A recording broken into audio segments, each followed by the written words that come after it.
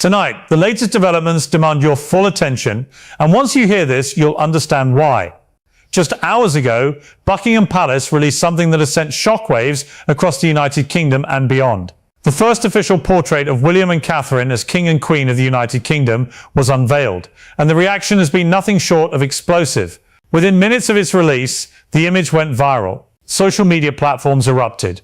Millions of people stopped what they were doing to look at this portrait, and the response has been deeply divided. Before we dive into what makes this portrait so controversial and so powerful, I need you to do something for me. Hit that subscribe button right now and turn on notifications, because what's happening with the royal family right now is unprecedented, and you don't want to miss a single update. And here's my question for you. After you hear everything I'm about to tell you, do you think this portrait is a masterpiece that perfectly captures modern monarchy? Or do you believe William and Catherine should have stuck with tradition? Drop your thoughts in the comments. I read every single one, and I want to know where you stand on this. Now, let me tell you why this portrait matters so much, and why the entire United Kingdom is losing it over this image. This isn't just another photo opportunity. This isn't just William and Catherine looking nice in formal attire. Royal portraits have been used for over 500 years as tools of legitimacy and public relations. When a new monarch shares their first official portrait, they are making a statement. They are saying, this is who I am, this is what my reign will look like, this is the Britain I represent, and William and Catherine have just broken multiple long-standing rules with this single image. Let me walk you through what happened. The portrait was released by Buckingham Palace just hours ago, and immediately it became the top trending topic on every social media platform. Art critics started analysing it. Historians began pointing out details that most people would never notice. Royal fans compared it to every other royal portrait in recent history. And the debates, they got heated fast. Some people are calling this the most beautiful royal portrait ever created. Others are saying it's a disgrace to centuries of tradition. But here's what everyone agrees on. This portrait is deliberate. Every single detail was carefully chosen. Nothing about this image is accidental. And once I break down what's really going on in this portrait, you're going to see the monarchy in a completely different light. Let's start with the basics. Look at how William and Catherine are positioned. They're standing side by side in a way that feels warm and connected. Now, if you know anything about traditional royal portraits, you know this is unusual. Typically, there's a clear hierarchy. The king stands in front or faces the viewer directly, while the queen angles toward him, showing deference. But not here. In this portrait, William and Catherine stand on completely equal ground. They are at the same level. They both face forward. Neither one takes a backseat to the other. This is a visual statement about partnership, about equality, about a modern approach to monarchy. And it doesn't stop there. The setting they chose is significant. Instead of a traditional throne room dripping with gold and ornate fabrics, they went with something more relaxed, more approachable. The background isn't screaming power and wealth. It's saying accessibility and warmth. This is intentional. They want you to feel like these are people you could actually have a conversation with, not distant figures ruling from an ivory tower. Now let's talk about what they're wearing. Because in royal portraits, clothing choices are never random. William is dressed without full military regalia. He's not covered in medals. He's not wearing the kind of intimidating formal uniform that says, I am above you. Instead, his outfit suggests relatability. He wants to present himself as someone who understands the modern world, someone who isn't stuck in the past. Catherine's outfit carries just as much meaning. The color she chose represents something specific. It feels modern but still respectful of tradition. It's a balance, and that balance is exactly what they're trying to communicate about their approach to being king and queen. They're not abandoning tradition entirely, but they're also not clinging to outdated norms just because that's how it's always been done. But here's where things get really emotional. Let's talk about the jewelry, because this is where people started crying. Catherine is wearing a piece that once belonged to Queen Elizabeth II. This isn't just any jewelry. Queen Elizabeth wore this piece during significant moments in her reign. By choosing to wear it in her first official portrait as Queen, Catherine is showing respect for the history she's now part of.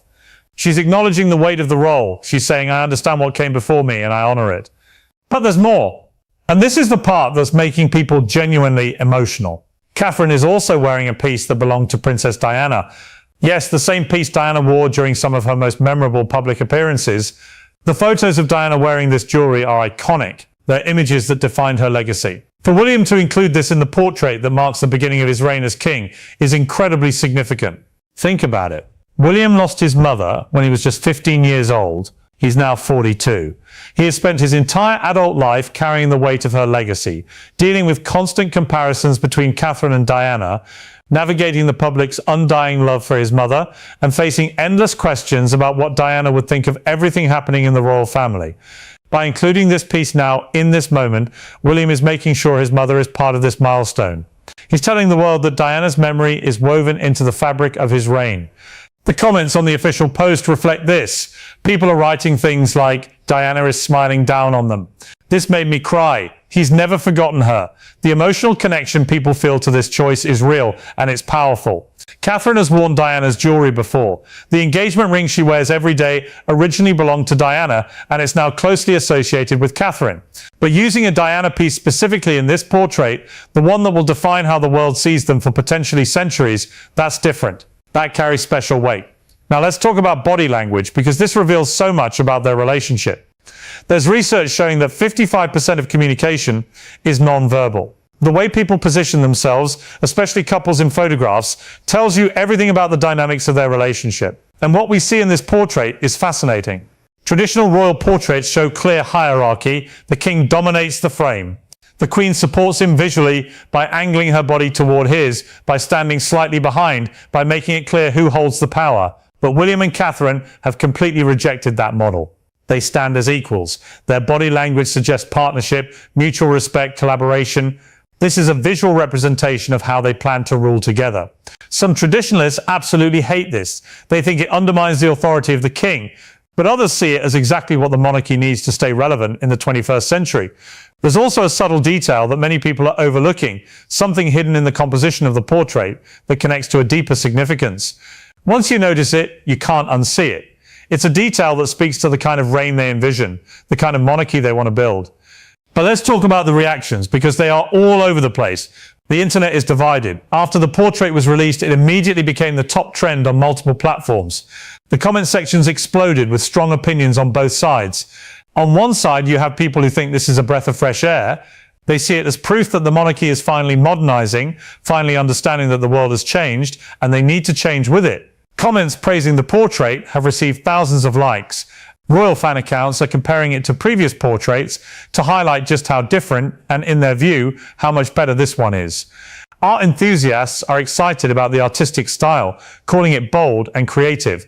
But on the other side, the critics are loud and they are harsh. Some are saying this portrait doesn't meet traditional expectations, and that this represents a lack of respect for centuries of royal protocol. One particularly brutal criticism that's gaining traction online is attacking the portrait's entire approach, calling it a betrayal of what royal imagery should be. This kind of debate isn't new. Last year, King Charles released his first official portrait, painted by Jonathan Ye, and it sparked massive controversy. The portrait featured bold artistic choices that some critics loved, and many regular people found genuinely unsettling. The art world called it magnificent, everyone else called it cursed. Similarly, a portrait of William and Catherine from 2022 received mixed reviews, with one critic saying it looked like something from a wax museum. Royal portraits have always created controversy, but this time the reaction feels bigger, the stakes feel higher. Because this isn't just any portrait. This is the portrait that will likely define William and Catherine's image for generations. This is the image that will hang in galleries, appear in history books, and shape how people centuries from now will remember them. So what does this portrait actually mean for the future? Royal historians have been tracking a pattern for centuries. A monarch's first official portrait serves as a mission statement. It shows priorities, values, and the kind of leadership they plan to provide. Look at Queen Victoria's first portrait. She was 18 years old, dressed in full royal regalia, surrounded by symbols of British imperial power. The message was clear: I am young, but I am ready to rule, and I will do so with strength. Queen Elizabeth II's first portrait emphasized duty and tradition. She looked serious, purposeful, determined. The message was, this role is about serving others, not about celebrity or glamour. King Charles III's portraits blend tradition with modern artistic expression. His message is, I respect the past, but I will lead in my own way. Now look at William and Catherine's portrait. The message is partnership, warmth, approachability. There's a deliberate lack of the formal symbols of power that dominated royal portraits for centuries. There's no clear division between king and queen. This is a statement about the kind of monarchy they want to build. They want to be seen as relatable, as equals, as people who understand the modern world and the modern challenges facing the institution they represent. Whether you love this approach or hate it, you have to recognize the strategy behind it. This portrait will be displayed in prominent galleries. It will be reproduced in countless publications. It will become the defining image of their reign. And they've made a conscious choice to be remembered not as distant, untouchable figures of power, but as partners, as equals, as people. Let me tell you some behind-the-scenes details that make this even more interesting. The artist who created this portrait shared some fascinating information about the process. William and Catherine sat for multiple sessions, which is impressive considering how demanding their schedules are. The fact that they made time for this, that they prioritized it, shows how important this portrait was to them. The artist noted that William and Catherine were genuinely collaborative throughout the entire process. This is unusual. In many past royal portraits, the palace controlled everything and the subject simply showed up and posed, but Catherine had specific requests about certain details. William wanted to make sure particular elements were included. They were involved, they had opinions, they made decisions. This wasn't something being done to them, this was something they actively shaped. The choice of artists itself sends a message. William and Catherine selected someone whose work represents a particular artistic vision, and that choice tells you about the kind of art and the kind of artists they want to support and elevate. There's also an interesting detail about one traditional element. Apparently, the palace wanted to include something more conventional, but William and Catherine insisted on their preference. This small detail reveals who actually had control over the creative decisions. It shows that this portrait reflects their vision, not just institutional expectations. To truly understand the significance of all this, you need to consider the history. The National Portrait Gallery in London houses over 215,000 portraits, with royal portraits among the most viewed and most discussed. These images shape how people perceive their monarchs across generations. The image most people have of Henry VIII comes from a painting created in the 1530s by Hans Holbein. That portrait has influenced how we view Henry for nearly 500 years. Think about that. One painting, created centuries ago, still defines how millions of people imagine that king. When we talk about William and Catherine's first official portrait as king and queen, we're talking about an image that could play that same role for them. This could be the image that defines them for the next 500 years. That's an enormous amount of pressure, and it makes every choice they made even more significant. Royal portraits have evolved dramatically over time. During the Tudor and Stuart periods, portraits were all about showcasing wealth and power.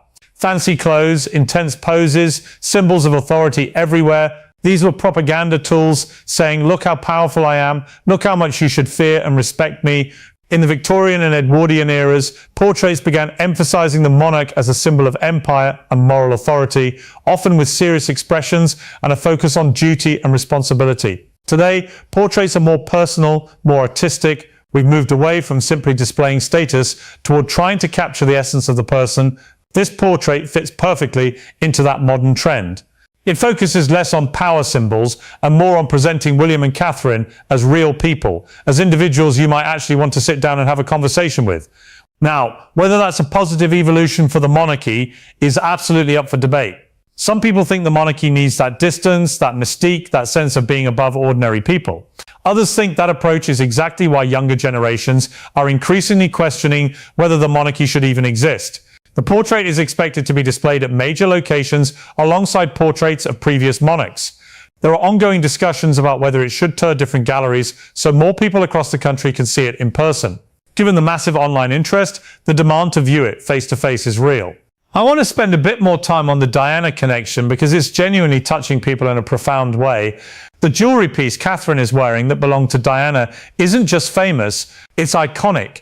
The photographs of Diana wearing it are some of the most memorable images of the late princess. Those images captured her at significant moments, and they've become part of how the world remembers her. For William, this choice is deeply personal. He was 15 when he lost his mother. That's an age when you're just beginning to figure out who you are. And suddenly the person who meant everything to you is gone. William has spent 27 years navigating life without her, dealing with the public's fascination with her memory, handling comparisons between his wife and his mother, and constantly being asked what Diana would think about current events.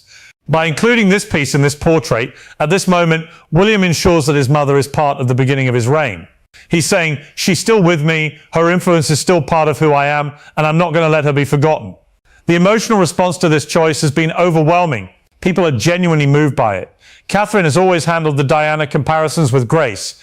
She's worn Diana's jewelry before, and she's spoken respectfully about her mother-in-law's legacy. But choosing to wear a Diana piece in this specific portrait, the one that marks the official beginning of their reign, That's a statement. It honors Diana. It acknowledges her enduring impact. And it shows that Catherine understands the importance of keeping that memory alive. So what happens next?